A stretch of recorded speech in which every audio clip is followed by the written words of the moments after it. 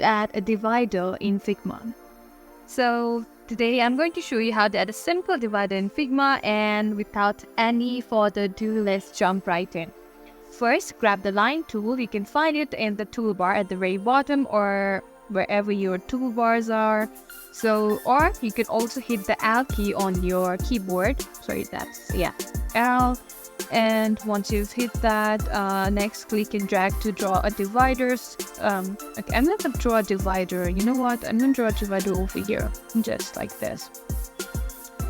And another hack is you can hold the Shift key to keep it like perfectly aligned and straight. Okay, whether you want it vertical or horizontal, I've choose a vertical one, and oops, I just missed it. Okay, there you go. And once you've done that with the line selected, make sure you select the line first and head to the properties panel at the right. Adjust the stroke width to make the divider thicker or thinner, which is over here.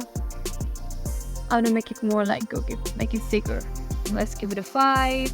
And I usually go to 2 to 3 pixels, but I'm gonna make it 5 right now. For a touch of style, change the color of your divider by going into this section over here, and let's color swatch.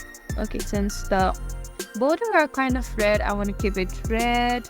And okay, that's it. You've added a simple divider in Figma, and perfect for organizing your layout. If you found this quick tip helpful, give it a thumbs up and subscribe for more Figma tips, and comment below on what you want to learn next. Thanks for watching and happy designing.